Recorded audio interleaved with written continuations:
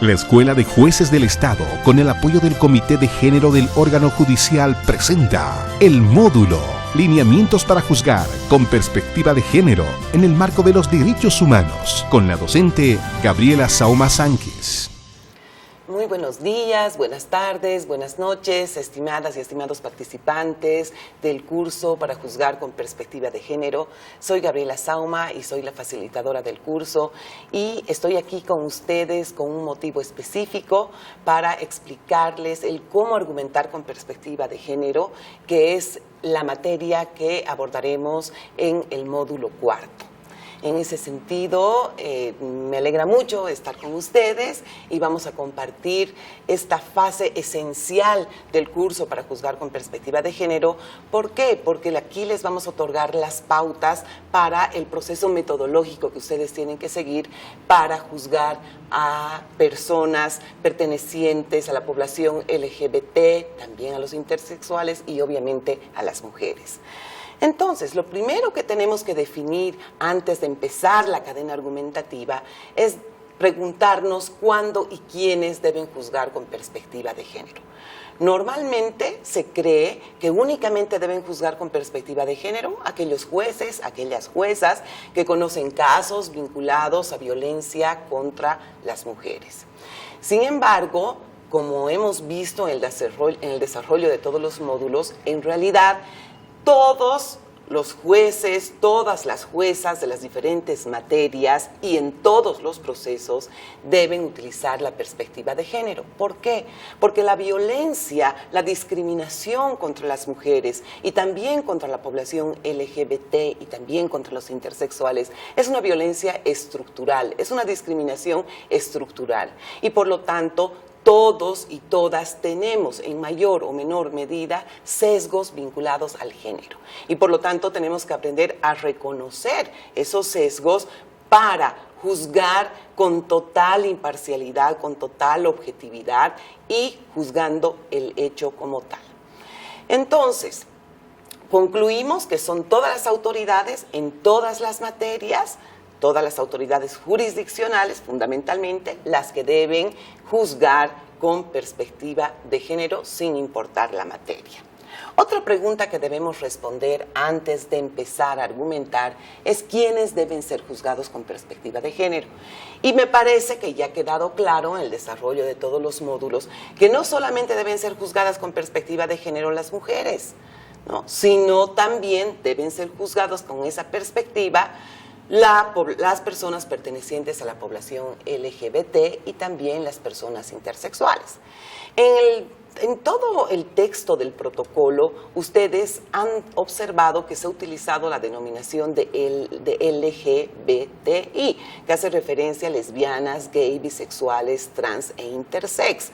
Se incluye a los intersex porque es esa denominación la que utiliza la Comisión Interamericana de Derechos Humanos y por lo tanto, en el marco de los derechos humanos, que es la perspectiva que ha sido utilizada en el protocolo para juzgar con perspectiva de género, nosotros utilizamos esa denominación, con la aclaración que lo que interesa no es tanto la denominación como tal, sino la situación de violencia o de discriminación que se genera contra esas personas, ya sea porque tienen una orientación sexual diferente, ya sea porque tienen una identidad de género diferente o porque sus rasgos no responden al estándar, al modelo de corporalidad femenina y masculina aceptada normalmente, entre comillas, ¿no? Entonces, hechas estas aclaraciones, vamos a empezar ya la parte metodológica de cómo juzgamos con perspectiva de género. Y para hablar del cómo argumentar, necesariamente tenemos que hacer referencia al nuevo enfoque en la aplicación del derecho. ¿Por qué? Porque cuando argumentamos con perspectiva de género, unimos, por una parte, la argumentación desde el Estado constitucional y, en el caso boliviano, con el pluralismo jurídico, junto con la perspectiva de género y las preguntas que nos vamos a ir cuestionando, que vamos a ir desarrollando a lo largo de la argumentación para analizar el sesgo de género, para analizar el género del derecho para analizar la igualdad y la no discriminación. Dicho esto, entonces, es importante que nosotros tengamos en cuenta que actualmente tenemos un nuevo enfoque en la aplicación del derecho. Un nuevo enfoque en la aplicación del derecho que parte de una premisa fundamental que está vinculada a la constitucionalización del ordenamiento jurídico y a la preponderancia que tienen las normas del bloque de constitucionalidad y, en ese sentido, los derechos humanos.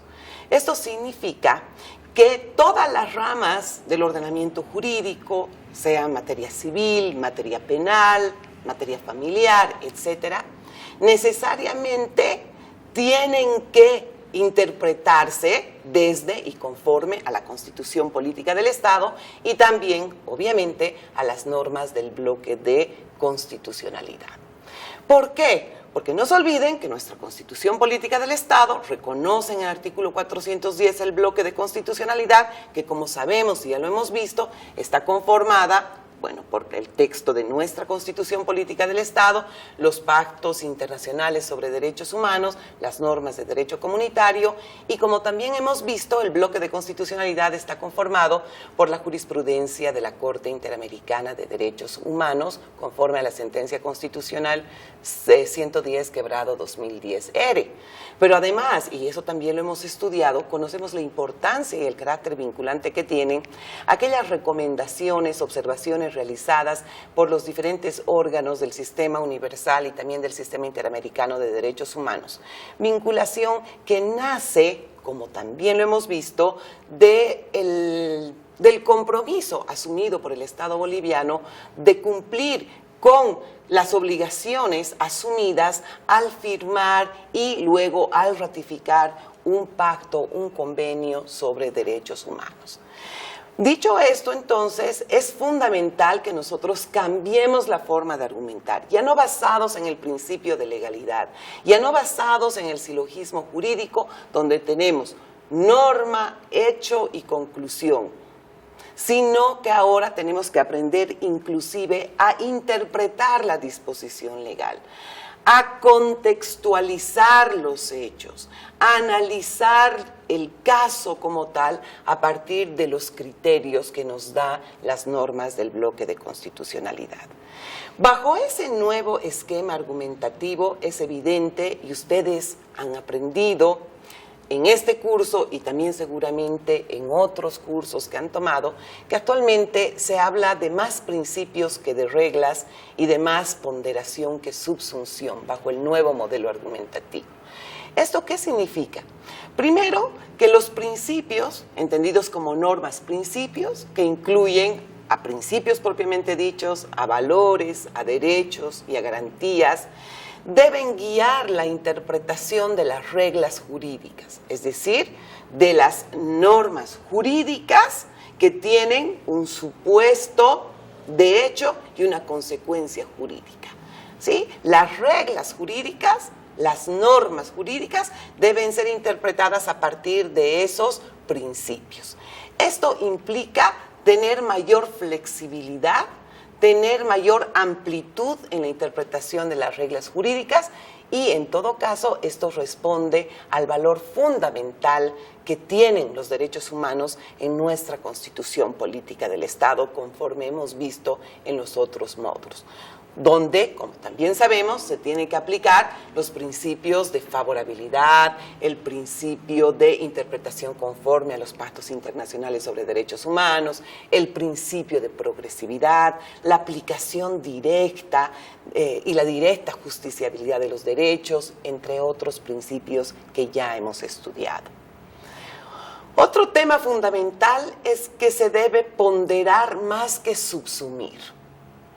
Y, como decíamos hace un momento, tenemos que alejarnos del silogismo jurídico, de la clásica aplicación o subsunción del hecho en la norma para lograr, ante situaciones en que existan conflictos entre principios, conflictos entre derechos, lograr una ponderación de derechos que analice cuál de esos derechos, principios, valores tiene mayor peso en el caso concreto. Ese es el nuevo enfoque en la argumentación que se exige actualmente. ¿Por qué? Porque vamos a ver a diario derechos que se confrontan. Un ejemplo típico que ustedes ven seguramente, especialmente los jueces en materia penal, por ejemplo, entre los derechos de la víctima y los derechos del imputado. Normalmente, desde la visión puramente penalista, siempre se da prioridad a los derechos del imputado. Sin embargo, en estos casos estamos frente a una colisión de derechos, los derechos del imputado con los derechos de la víctima. Y cada caso, por lo tanto, tendrá que ser analizado para determinar cuál tiene prioridad, cuál tiene prevalencia. Ese es el nuevo enfoque que vamos a ir explicando poco a poco a medida que vayamos viendo los pasos que debe contener una argumentación con perspectiva de género. ¿Qué es lo primero que debemos tomar en cuenta en la argumentación con perspectiva de género? Yo les he traído un esquema muy sencillo de argumentación con perspectiva de género que identifica 4 partes esenciales. Una primera parte, que es la identificación del problema jurídico que se va a resolver. Una segunda parte es la identificación de las normas o las normas jurídicas aplicables al caso. Una tercera etapa, que es la determinación de los hechos, que es el análisis del caso, y finalmente la decisión del caso. Cada uno de estos elementos los vamos a ir explicando a continuación.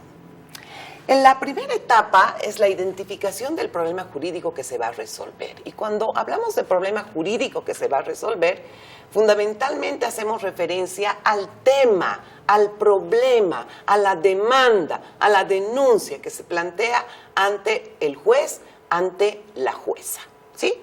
Pero no solamente la demanda, sino también, si corresponde, la contestación, la respuesta a esa demanda. Porque con esos 2 elementos se va a poder formular de manera adecuada el problema jurídico que se está planteando ante la autoridad judicial. Una vez que se ha identificado el problema jurídico que se va a resolver, la autoridad jurisdiccional tiene que identificar si intervienen mujeres o si intervienen personas con diversa orientación sexual o identidad de género. Obviamente que esto es dentro del marco de lo posible. Tampoco vamos a invadir la privacidad del demandante, del demandado, preguntándole qué orientación sexual tiene o cuál es su identidad de género. Esto es en la medida en que el caso, el hecho que se está denunciando, el problema jurídico que se está planteando, lo permita, ¿no? La principal pregunta que aquí debe efectuarse la autoridad jurisdiccional es: ¿a quién tengo enfrente? ¿En quién pienso cuando juzgo? ¿Sí? Si tengo a una mujer, ¿sí?, tendré que reconocer que tengo una mujer que puede estar en una situación concreta de vulnerabilidad, pero también se tiene que reconocer esa violencia y esa discriminación estructural que ha existido y que aún persiste en nuestra sociedad. ¿En quién tengo al frente? Tengo a una persona con diversa orientación sexual, con diversa identidad de género. Luego tendré que pensar en qué pienso cuando juzgo. ¿Pienso en una mujer y la descalifico por ser mujer? ¿Pienso en una persona lesbiana, una mujer lesbiana, y la descalifico por su orientación sexual? ¿Pienso en una mujer transexual y la descalifico por su identidad de género? Y si la respuesta obviamente es afirmativa, esa autoridad jurisdiccional tendrá que eliminar todos los estereotipos, todos los preconceptos que tiene con relación a esa persona, con la finalidad desde el inicio asumir una posición crítica con relación a él mismo y a los conceptos que histórica y culturalmente han ido formándose con relación al género de las personas. Una vez que nos hemos hecho estas preguntas, corresponde que la autoridad jurisdiccional identifique el contexto, ¿no? Esto es fundamental. Primero hay una identificación del contexto que la autoridad jurisdiccional, como hemos dicho hace un momento, tiene que considerar siempre, que es la violencia y la discriminación estructural. No puede desconocer que existe actualmente esa violencia y esa discriminación estructural que ha sido reconocida por la Corte Interamericana de Derechos Humanos, por el Comité para la Eliminación de la Discriminación contra la Mujer. Pero además de esta discriminación estructural, evidentemente tiene que analizar si existe una discriminación, una violencia particular, concreta. Por ejemplo, si la mujer vive en una situación de violencia, violencia física, violencia económica, violencia psicológica.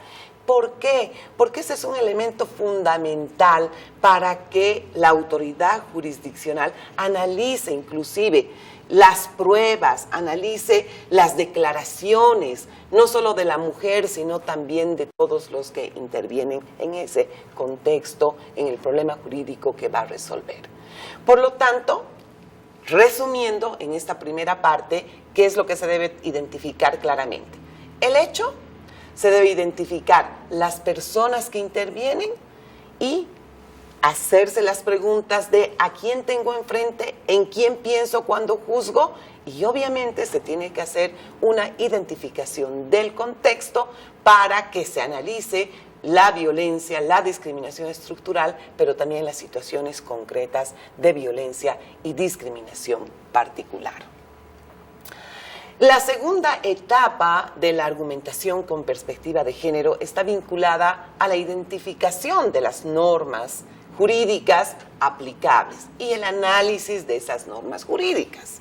Entonces, ¿qué es lo primero que nos preguntamos cuando ya tenemos identificado el problema jurídico, las partes, el contexto y cuando nos hemos hecho las preguntas? Ya tenemos una idea de más o menos la norma que tendría que aplicarse. Entonces, obviamente, la pregunta que nos hacemos es ¿cuál es el marco normativo y jurisprudencial de origen interno que es aplicable al caso?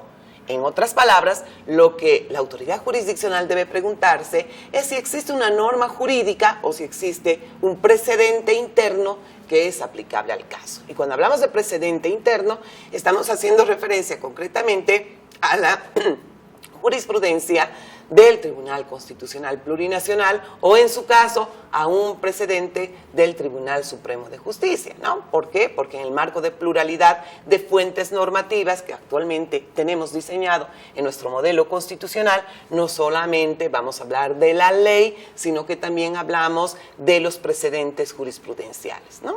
Entonces, tenemos un marco normativo, tenemos una norma que es aplicable al caso, y aquí pueden surgir varias situaciones que están vinculadas con los problemas que se denominan en doctrina los problemas de relevancia. Puede ser que no exista una norma jurídica específica para el problema jurídico que se está analizando, y es lo que se llama las lagunas normativas. En estos casos, ¿cómo debe actuarse?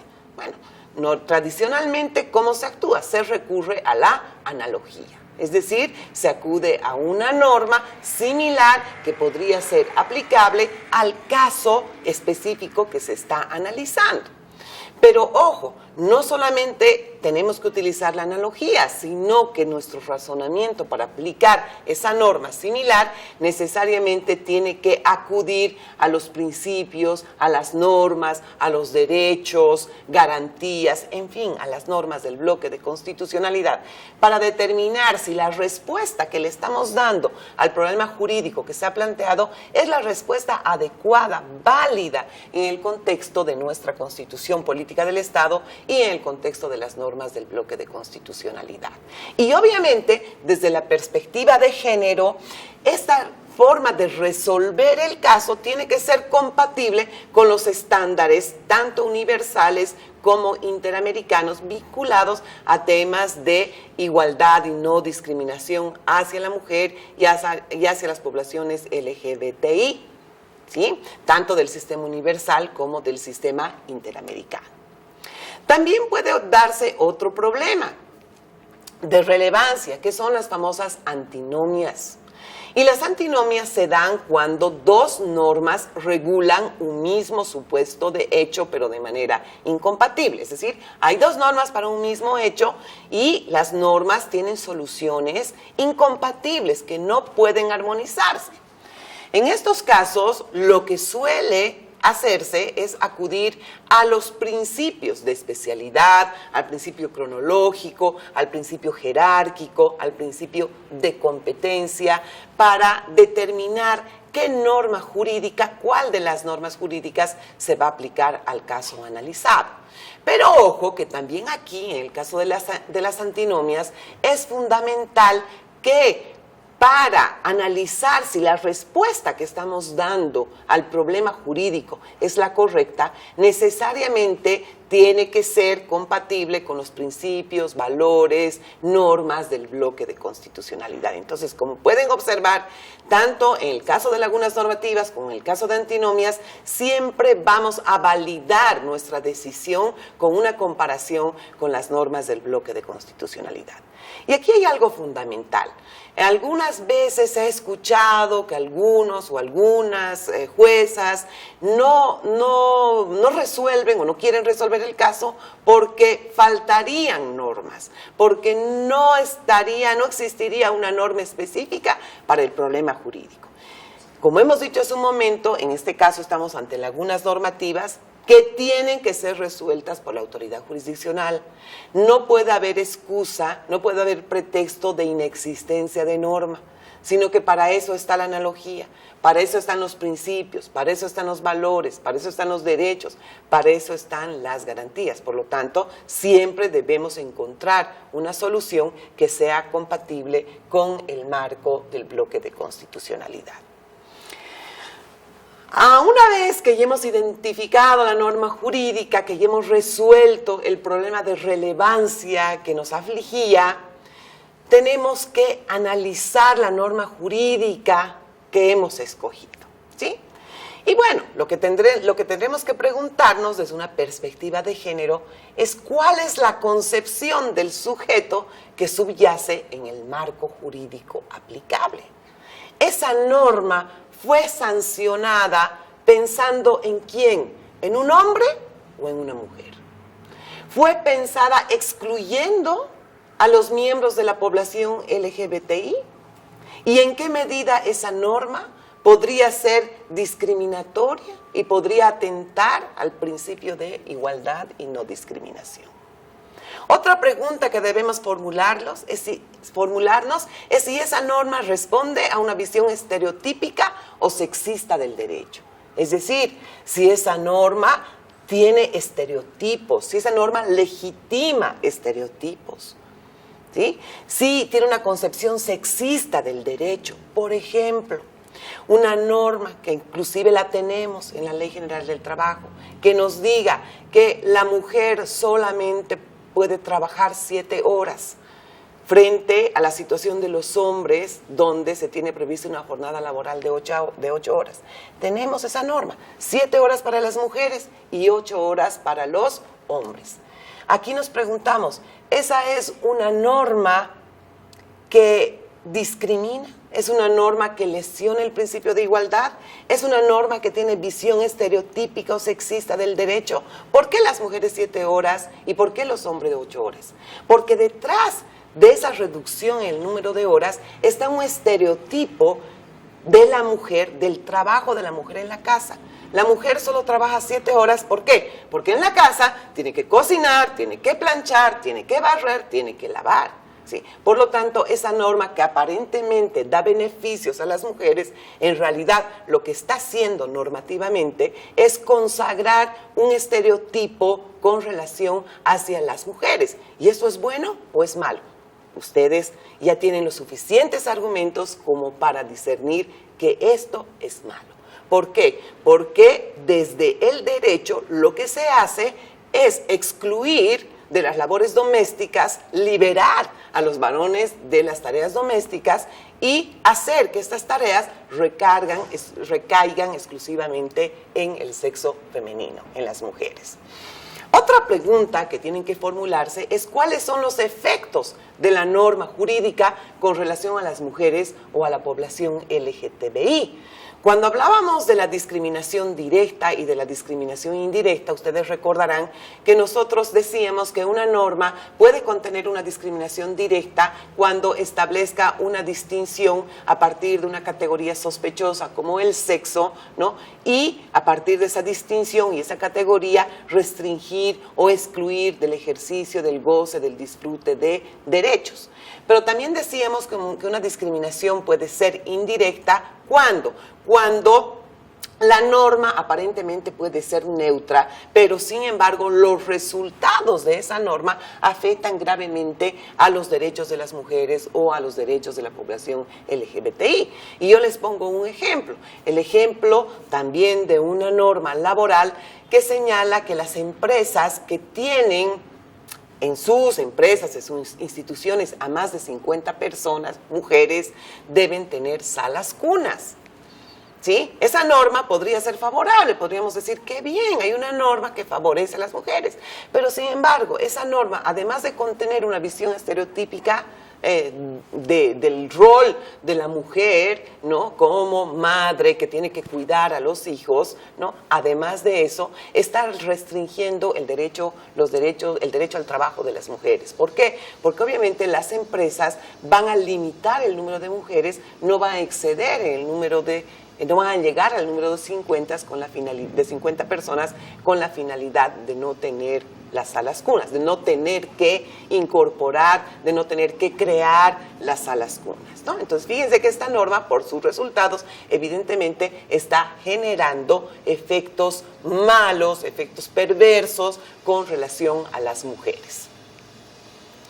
Entonces, conforme a ello, entonces, la autoridad jurisdiccional debe efectuar este análisis de la norma que va a ser aplicada, de la disposición legal que va a ser aplicada y en muchos casos, en la mayoría de los casos, por lo tanto, que tengan duda, donde exista duda sobre la existencia de una categoría sospechosa que puede dar lugar a la discriminación, la autoridad jurisdiccional tendrá que utilizar el test de igualdad. El test de igualdad que ya lo hemos visto, pero que también lo analizaremos posteriormente. Seguimos con las normas, seguimos haciéndonos preguntas con relación a las normas que hemos elegido. Entonces, además de todas las preguntas vinculadas a la perspectiva de género, también la autoridad jurisdiccional debe preguntarse si la disposición legal aplicable al caso es compatible con el marco jurídico internacional. Y esto es fundamental porque en el marco de la interpretación conforme a los pactos internacionales sobre derechos humanos, que como hemos visto es un criterio de interpretación que está previsto en nuestra Constitución Política del Estado, el juez tiene la obligación de contrastar la norma con el marco jurídico internacional, con los pactos internacionales sobre derechos humanos.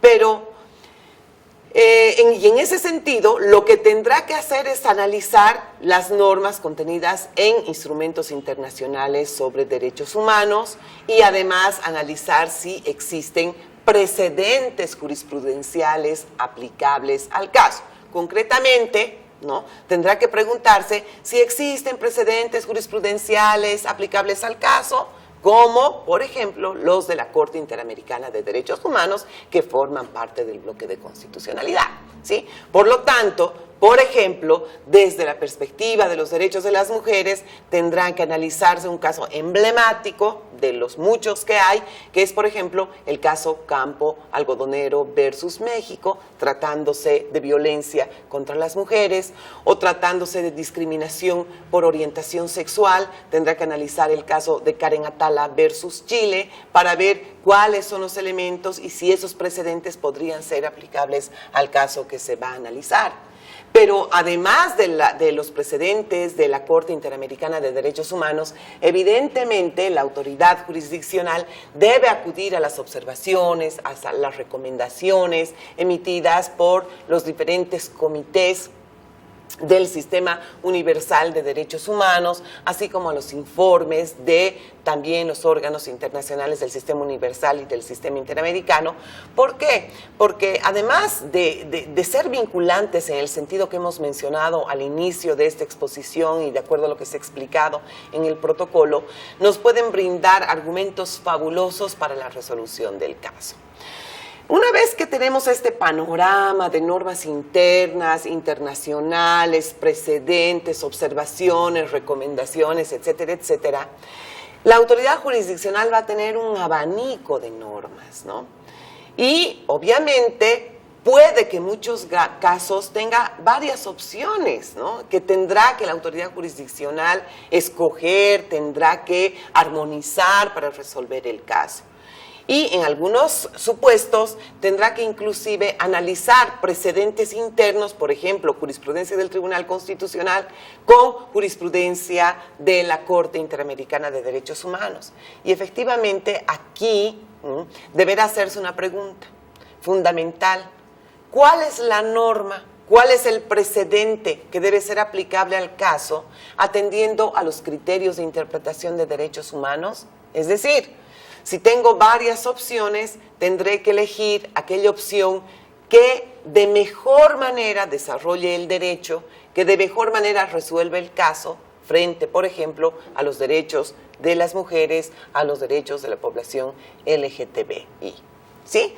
De ahí utilizamos el criterio de favorabilidad, por ejemplo, el principio de progresividad, entre muchos otros que también hemos estudiado, ¿no?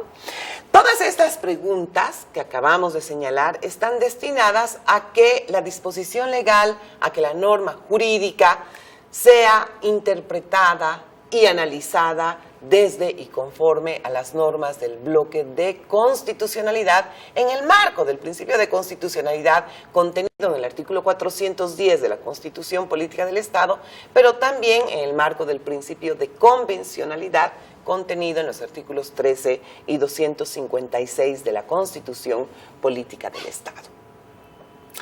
Una vez que hemos realizado nos hemos hecho todos estos cuestionamientos, puede que hayamos concluido que en el caso existen normas, principios, existen derechos que se encuentran contrapuestos, es decir, que están en conflicto.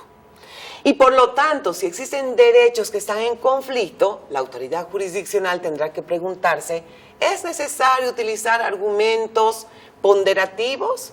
¿Es necesario acudir al test de ponderación para resolver el caso?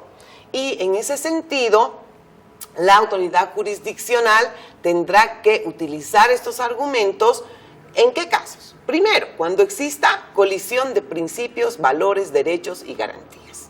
¿Sí? Pueden enfrentarse, por ejemplo, el derecho del imputado frente al derecho, a los derechos de la víctima. ¿Qué derechos tienen mayor valor? Nosotros hemos aprendido en los anteriores módulos que de acuerdo a nuestra Constitución Política del Estado, los derechos tienen igual jerarquía. Por lo tanto, al tener igual jerarquía, al tener el mismo valor, ningún derecho puede ser superior a otro. Por lo tanto, en estos casos se tiene que hacer la ponderación. ¿Y en qué consiste la ponderación? La ponderación, como también hemos visto, consiste en otorgar un peso específico a una norma, principio, a un derecho frente a otro. En la ponderación, lo que se hace, lo que se pretende es determinar qué derecho prima en el caso concreto. Y para realizar el juicio de ponderación, tenemos que analizar la medida concreta, tenemos que analizar el acto concreto, ¿no? A partir más bien de tres principios. Primero, el principio de adecuación o de idoneidad. Tenemos que analizar si el medio que se está utilizando para proteger un derecho determinado es el medio adecuado, es el medio idóneo para lograr esa protección. Un segundo elemento que forma parte de la ponderación es analizar si el medio que estamos utilizando es necesario para la protección del derecho, ¿sí? ¿Es necesario o podría haberse utilizado un medio menos agresivo, un medio menos lesivo, menos invasivo a los derechos de la otra parte? Si la respuesta es que no existía otro medio, entonces debemos pasar al siguiente análisis que está vinculado al principio de proporcionalidad.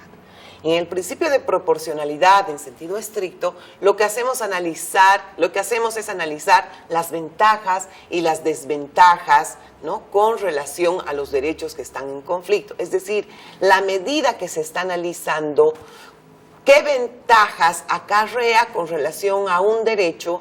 ¿Cuáles son las ventajas con relación al otro derecho? ¿Y cuáles son las desventajas con relación a ambos derechos? ¿Sí? A partir de ese juicio de proporcionalidad se podrá analizar si el sacrificio, si las limitaciones a uno de los derechos se justifican con relación al otro derecho. Alexi nos dice que cuanto mayor sea el grado de no realización o de afectación de un principio, tanto mayor tiene que ser la importancia de la satisfacción del otro, ¿sí? Entonces, a partir de ese análisis, podemos decantarnos por un derecho o por otro derecho, considerando siempre, en todo momento, los criterios de interpretación que han sido utilizados previamente y también los estándares internacionales sobre el tema. También es importante, cuando nosotros estamos en la cadena argumentativa y encontramos que una norma es sospechosa de ser contraria al principio de igualdad y no discriminación, es fundamental que nos preguntemos si es necesario utilizar argumentos de razonabilidad o de igualdad para la resolución del caso, ¿sí? Nosotros entonces acudimos para eso al famoso test de razonabilidad o al famoso test de igualdad, ¿no? Hemos visto que desde la perspectiva de los derechos humanos no toda diferencia de tratamiento es discriminatoria, ¿sí? ¿Por qué? Porque pueden existir diferencias que sean razonables, que sean objetivas, ¿no? Lo que no sucede con las discriminaciones. ¿Por qué? Porque estas discriminaciones son arbitrarias. Por ejemplo, en el caso de las medidas positivas o de las acciones afirmativas, ¿sí? Estas medidas positivas que antes eran denominadas como discriminación positiva y que ahora ya no tienen esa denominación porque no constituyen discriminación.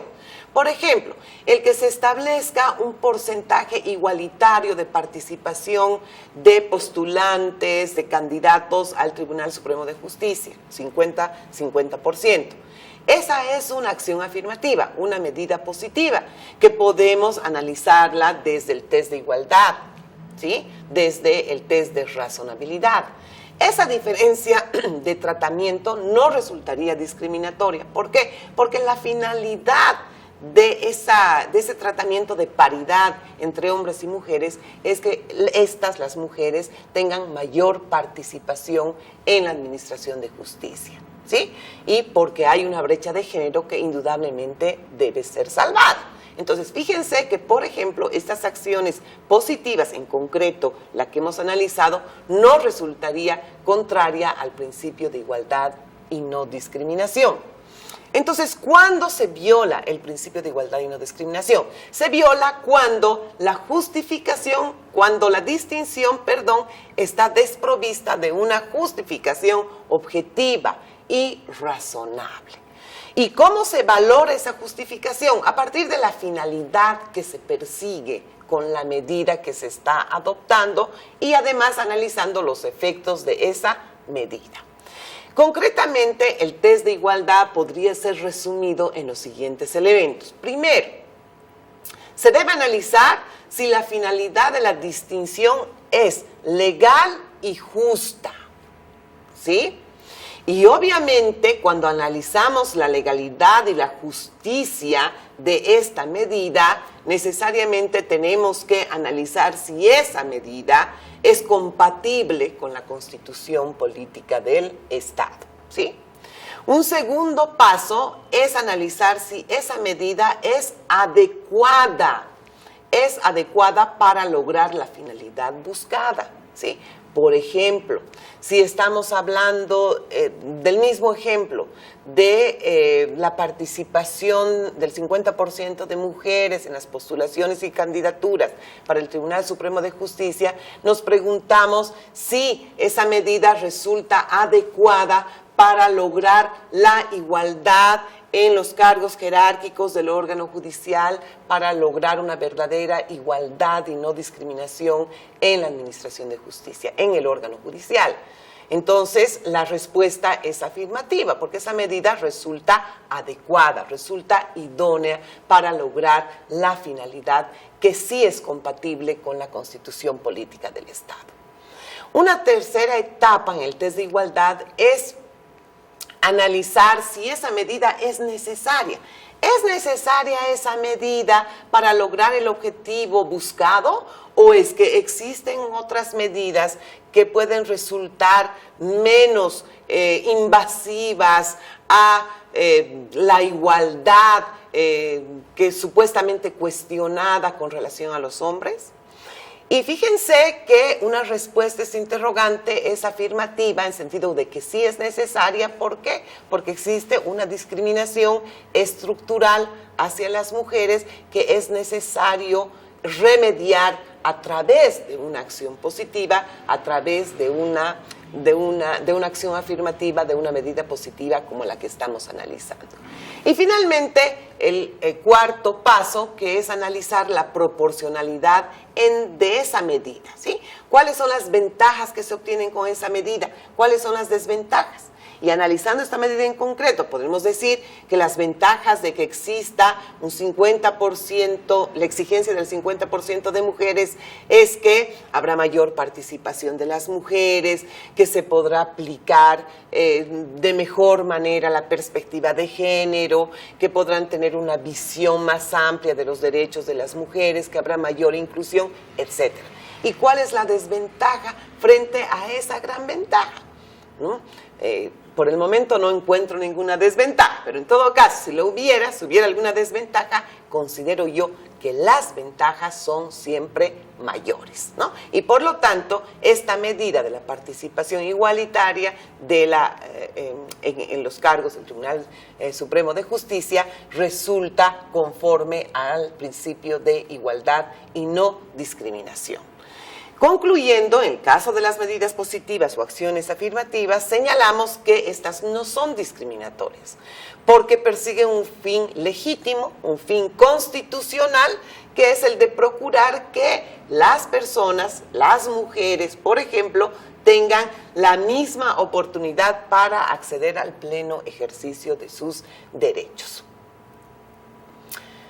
Bien, una vez analizada la norma jurídica, una vez que se ha definido qué norma jurídica se va a utilizar primero, que se ha analizado la compatibilidad de esa norma con el bloque de constitucionalidad segundo, además de haberse hecho preguntas con perspectiva de género para determinar si esas normas introducen o no algún estereotipo o si son sexistas, etcétera, y de todas maneras contrastando esta norma con los estándares que respecto a los derechos de las mujeres y la población LGBTI han señalado tanto el Sistema Universal Interamericano. Una vez que se ha constatado que esa norma es compatible con el bloque de constitucionalidad y se ha realizado, por ejemplo, el test de igualdad o en su caso se han utilizado argumentos ponderativos, corresponderá que analicemos el caso, que analicemos la parte fáctica, que valoremos las pruebas, ¿sí? Que analicemos el hecho y resolvamos el caso. Entonces, cuando hacemos la determinación de los hechos, fijamos los hechos y valoramos la prueba, corresponde que nos efectuemos varias preguntas desde la perspectiva de género. Una de las preguntas centrales es: ¿entre las partes del proceso existe una relación asimétrica de poder? Ojo, y entre paréntesis, no debemos olvidar la discriminación y la violencia estructural. Esto debe ser una constante. Además de la discriminación estructural y de la violencia estructural, existe en concreto una relación asimétrica de poder, ¿sí? Una relación asimétrica de poder que, por ejemplo, puede ser observada en los casos de violencia, violencia física, violencia psicológica, violencia económica, ¿sí? Esto es fundamental. ¿Para qué? Como decíamos al inicio de esta exposición, es fundamental para que la autoridad jurisdiccional tenga elementos para el análisis de la prueba, para la valoración de testigos, del testimonio, ¿no?, de una de las partes. Entonces, es fundamental que identifiquemos la existencia de esta relación asimétrica de poder. Otra pregunta es: ¿cómo influye esta relación asimétrica de poder en la valoración de la prueba? Que es precisamente una continuación de lo que les acabo de decir.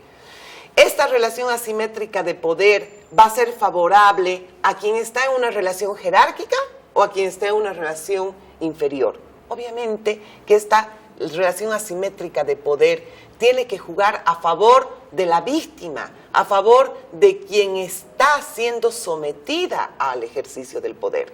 No podríamos razonar en sentido contrario, es decir, como está en una relación jerárquica de superioridad, por ejemplo, el hombre, pues la valoración de la prueba va a ser siempre favorable al hombre. O sea, que es un poco lo que sucedía en los casos de homicidio por emoción violenta, ¿no?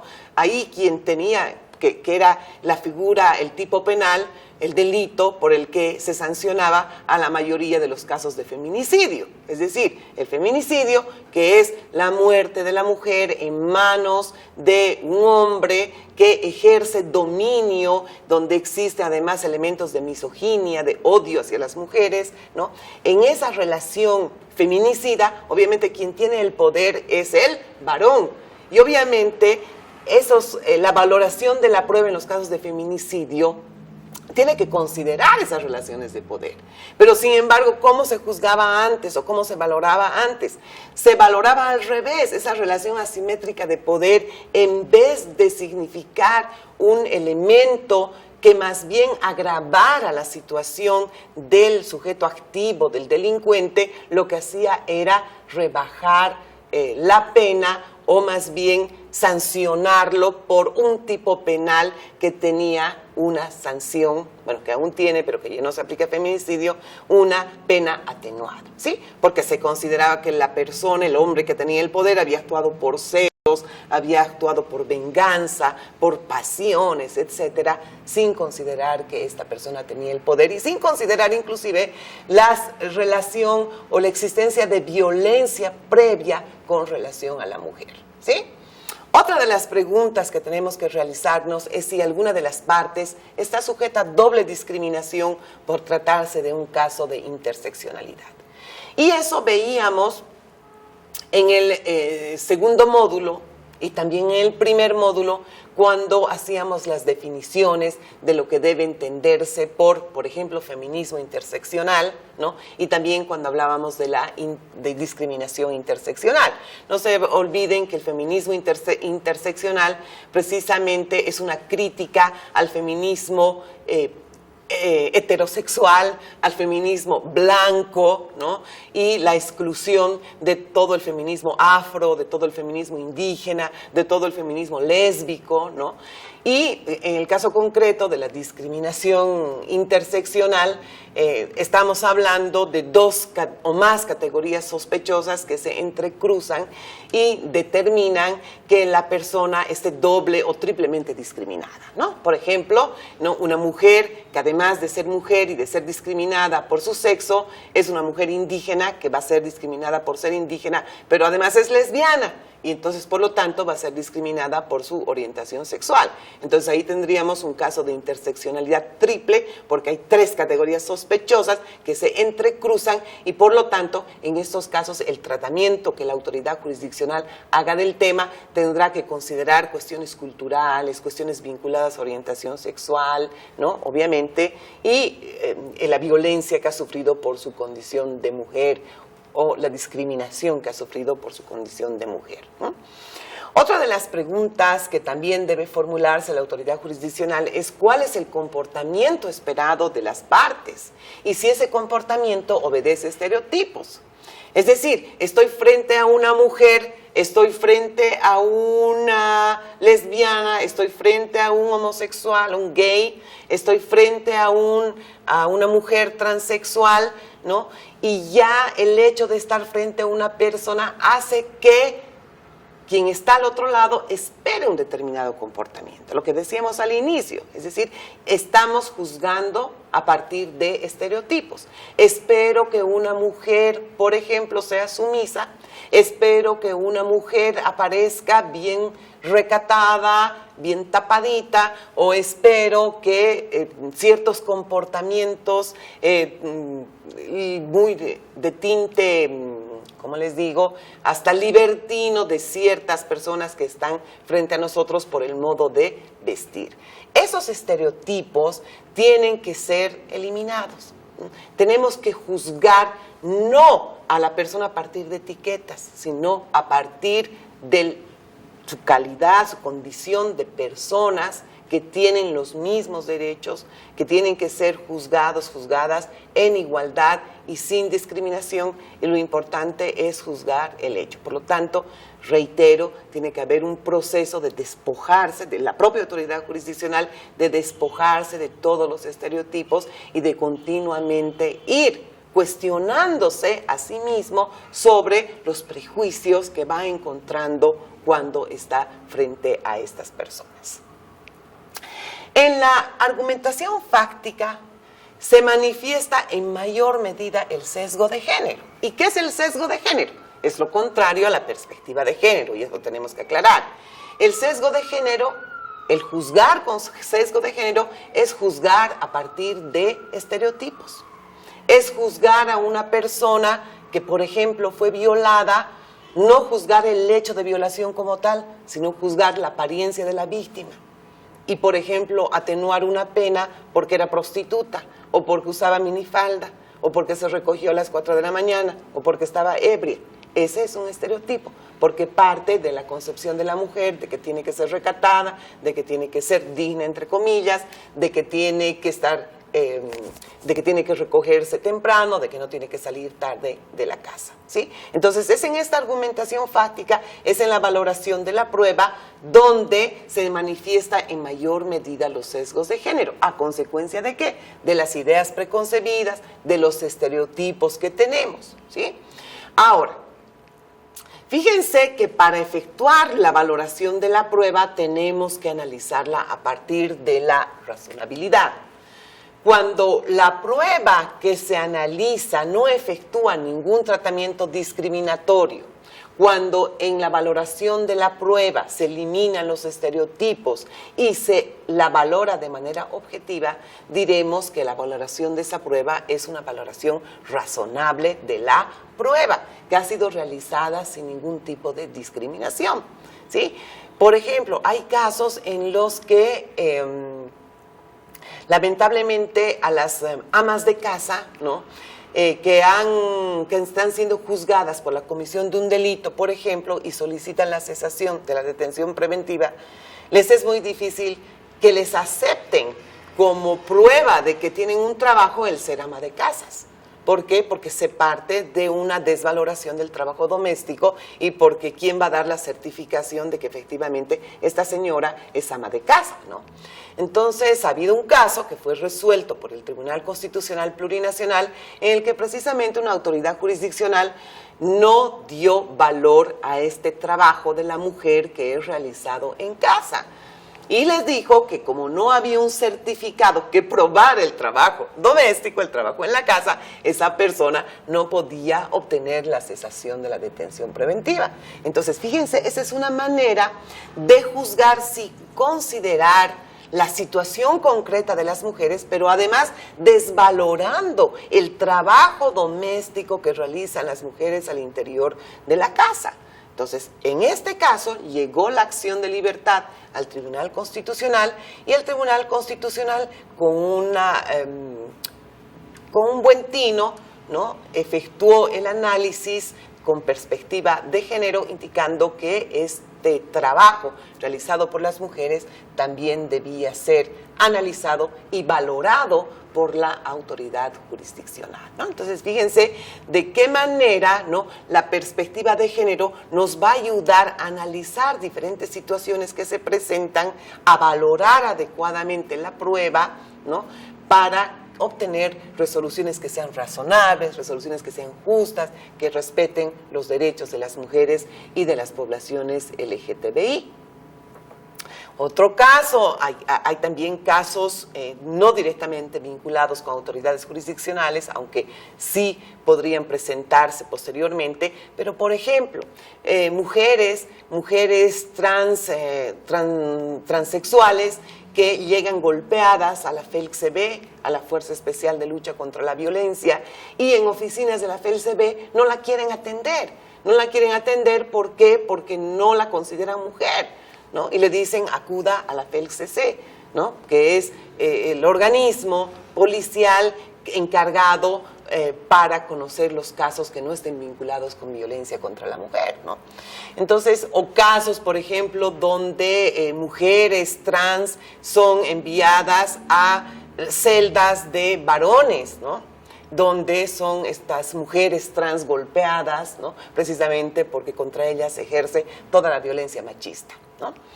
Bien, luego llegamos a la parte final de esta cadena argumentativa, que es la parte resolutiva y la reparación del daño, ¿no?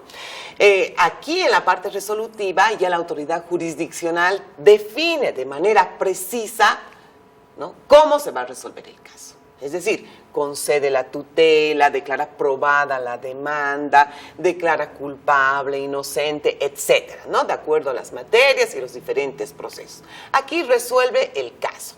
Y es importante, tratándose de discriminación contra la mujer, violencia contra la mujer o contra miembros de la población LGTBI, es necesario que la autoridad jurisdiccional, para resolver el caso, se pregunte lo siguiente. Primero, la resolución del caso promueve la eliminación de estereotipos y es valiosa en el marco de la igualdad y de la no discriminación.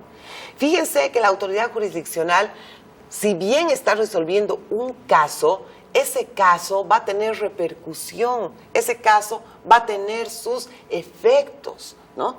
Y en ese sentido, el juez debe pensar siempre en las consecuencias de su decisión. Y desde una perspectiva de género, esa resolución tiene que ayudar a eliminar los estereotipos. No tiene que ayudar a incrementar o afianzar estereotipos, sino al contrario, tiene que ayudar a destruir estos estereotipos, ¿no? Y por lo tanto, esta resolución tiene que ser valiosa en el marco de la igualdad y de la no discriminación.